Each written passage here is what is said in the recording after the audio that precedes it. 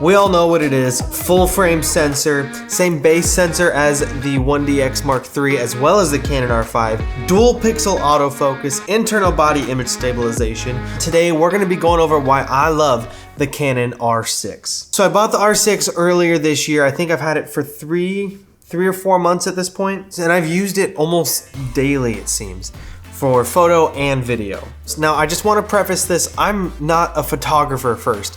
I'd say I can take decent photos and I'm, an okay photographer, but I'm a videographer first. So video is kind of my niche or specialty that I like to focus on the most. So we'll keep the photo segment here pretty quick because, let's be honest, I'm not an expert on it. So the R6 does have 20.1 megapixels compared to the R5 that has 45 megapixels. So obviously the more megapixels, the bigger your photo can be or the more you can crop in post. But that's honestly splitting hairs at this point. The 20 megapixels is a ton, and honestly, I've punched in quite a bit on some of my photos and posts and haven't had any issues or loss of detail whatsoever.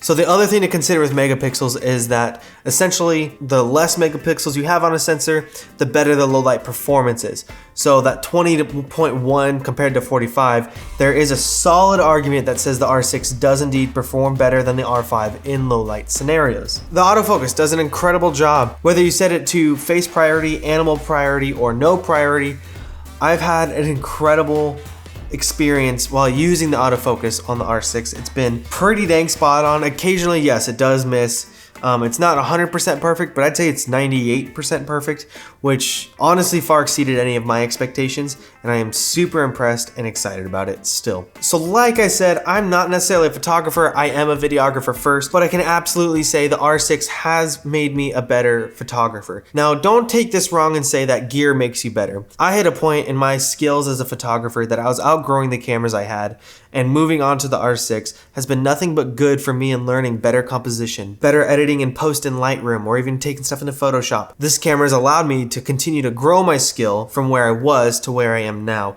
And that's one reason why I'm still super happy with the R6 and why I kind of brought in the photo stuff. Traditionally, I wouldn't have even brought up the photo side of things on the camera, but because I've had such a great experience using it, and I feel like my skills have truly grown from and expanded with this camera, I thought it was noteworthy to bring in and take note of.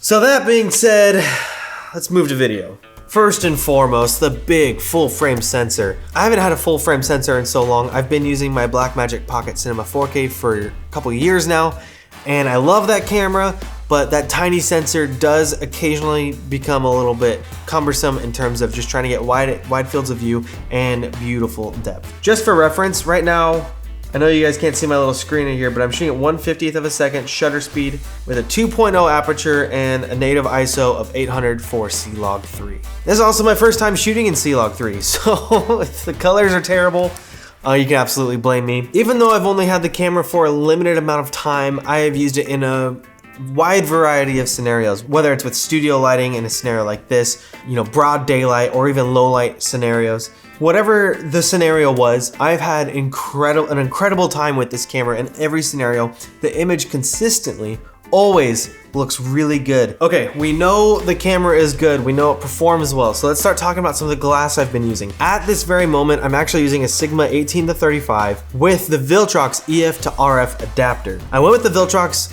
purely because the Canon one is out of stock and has been for months. So the other things I use are this, typical little nifty 50, cheap little Canon lens. So this is the only RF glass that I have for the R6. This is the Rokinon 14mm 2.8 RF. So this was a very affordable lens. It was only $700. I've just been super impressed with it. It's a very crispy image. It's got a nice big clean element on the front, which actually has a smudge on it right now, but don't worry about that. I did purchase this lens with the intent to film myself in a run and gun scenario. What you might notice with this is that there's really nowhere to put an ND without like a matte box. There's a company named Haida, H-A-I-D-A, that makes a backplate that goes on the back of the lens where you can put little ND filters. Now these little guys, you get 4 filters, and I want to say this was like $100 or $150. So you do get a good variety of ND with this kit. I'll be honest, I would be lost without it. Between the R6, this lens, and these ND filters,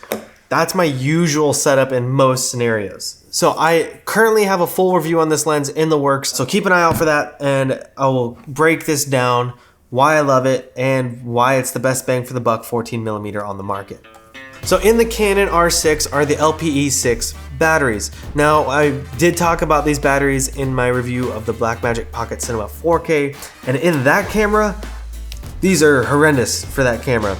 However, in the Canon cameras, these batteries are fantastic. So when I bought the R6, I did order a few more just for cheap insurance to cover all my bases and make sure I had plenty of batteries. It is worth noting though, I don't really ever buy actual Canon brand batteries. I do have a few.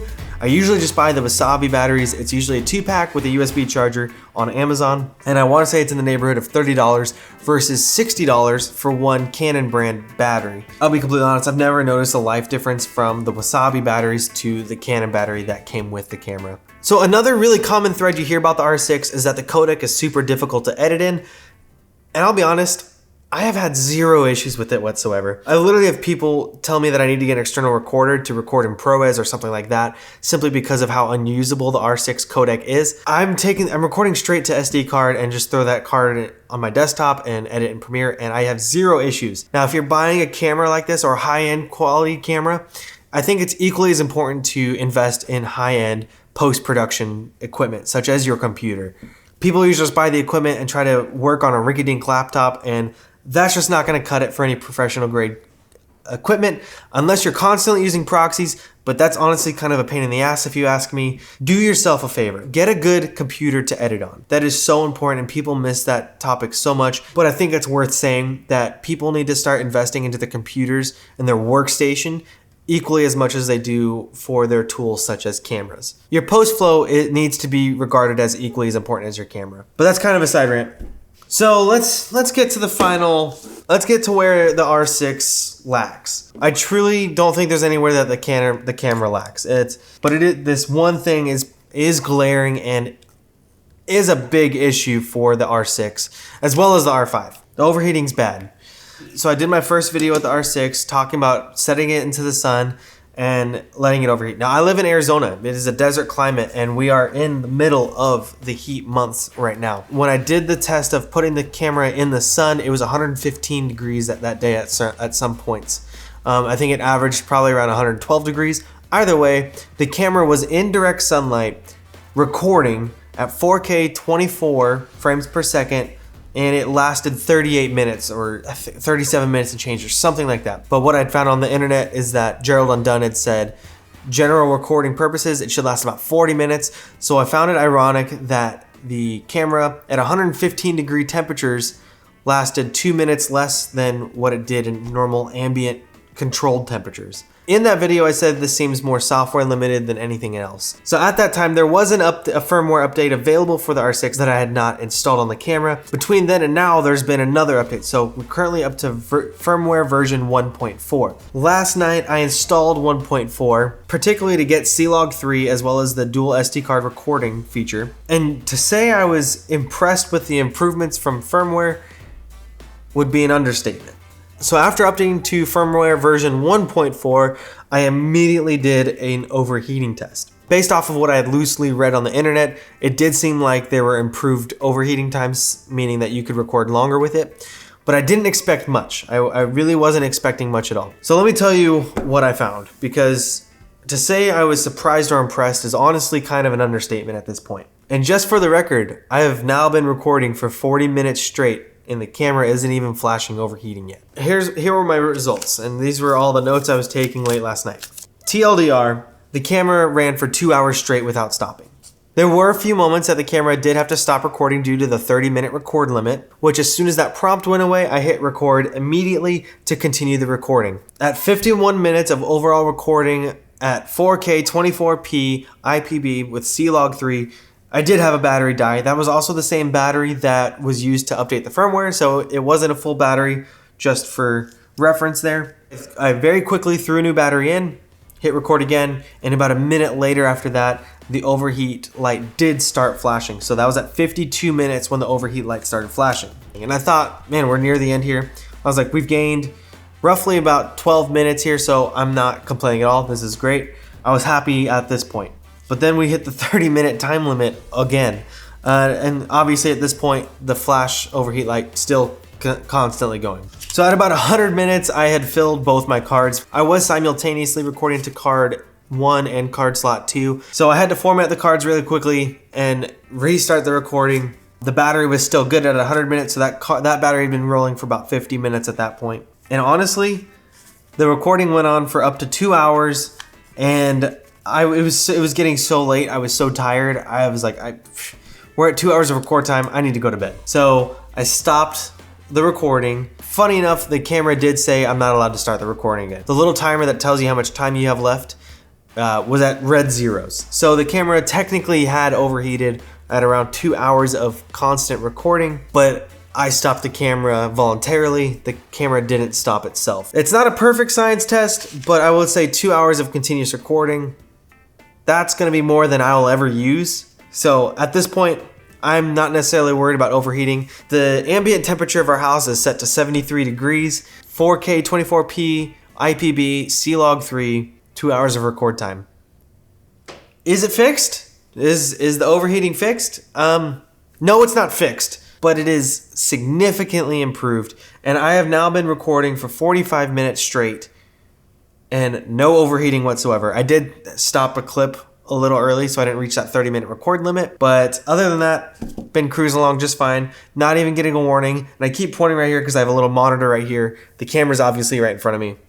That's all I got, guys. I hope you guys enjoy this. If the R6 is something you're interested in, go buy it. And if you don't like it, just return it. Amazon has great return policies. Try it out for, a couple days. And if you don't like it, just send it back. Or if before you want to throw that kind of money down, just maybe even rent one from Borrowed Lenses for a couple days. That's a pretty affordable way to try out different cameras. So that's what we got, boys. Thank you so much. Keep an eye out. More videos coming. We're doing an underwater photography video. We're gonna do lens reviews, light reviews. Anyways, I hope you guys enjoyed today's video. Make sure you like, subscribe, comment, share with a friend. You know the deal. Look forward to seeing you guys next time. But until then, peace.